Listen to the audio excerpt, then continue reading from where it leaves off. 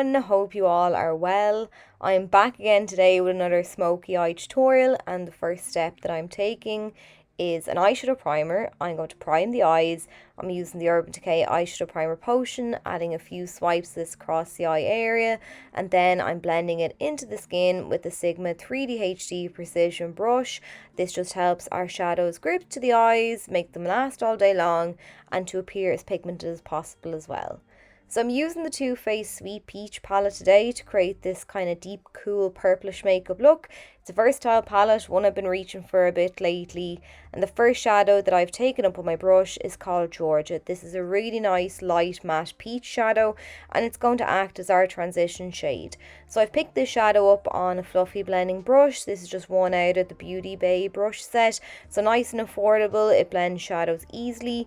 So I'm adding a light wash of this colour into the crease using back and forward sweeping motions until I've nothing left on my brush.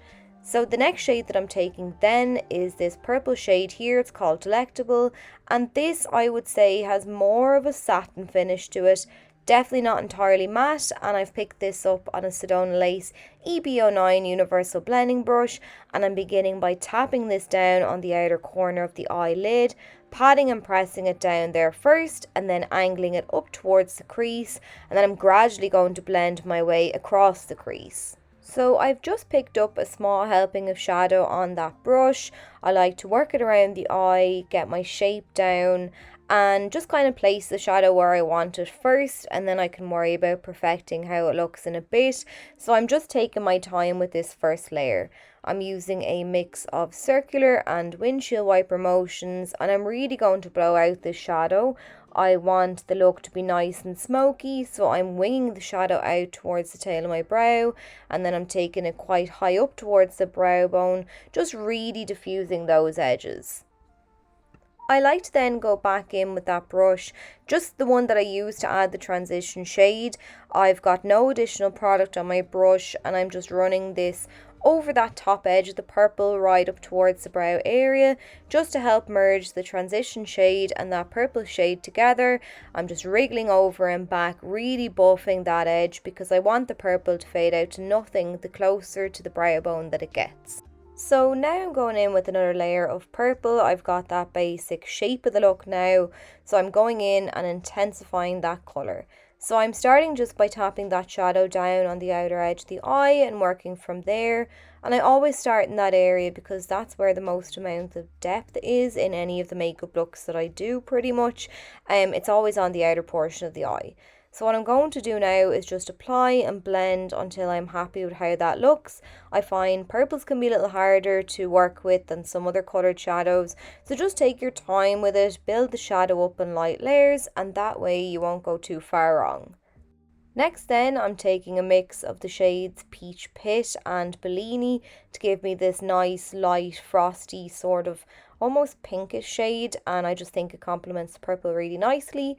I'm using a flat C-shaped brush from Blank Canvas Cosmetics just to apply this halfway across the eyelid, and then I'm just tapping it down, wriggling it over and back, and blending it in with the purple shade that's already on the outer portion of the eye.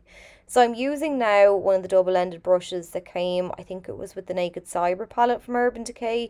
It's got a nice smudger end, so I'm using this just to apply that purple down along the lower lash line. I'm starting on the outer edge of the eye, just tapping and pressing the shadow down there, and then I'm gradually making my way across, so sweeping it in towards the inner corner, and then running the brush over and back along that shadow just to diffuse it, really fade it out and make it nice and smoky. Next then, I'm taking this Makeup Geek Corrupt eyeshadow. It's actually discontinued now, but any black shadow will do. And I'm picking it up on an angled brush, and I'm just firstly patting this down on the outer portion of the eyelid. Like I said, that's where I like to keep all the depth. So I am patting and pressing the shadow into the upper lash line on that outer edge, and then I'm gradually making my way across the lash line right into the inner corner. And what I like to do then on the outer edge as well is just kind of flick the brush upwards at an angle, and it just helps to give the eyes a nice little bit of a lift. I'm then going to pick up a tiny bit more black shadow on my brush, and then I'm going to wriggle this down along the lower lash line as well, keeping it to that outer edge. And I just love the way this angled brush almost hugs the lash line and makes the application process just seamless. For the waterline then, I'm taking the number 7 Amazing Eye pencil in black, and I'm running this along the waterline, just again making my way from outer to inner corner, coating that waterline.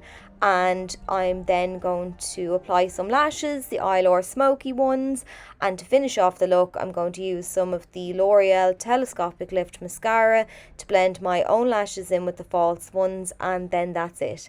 So I hope you enjoyed the tutorial. I hope you found it helpful and easy to follow. If you did, please do let me know, and I'll catch you all really soon.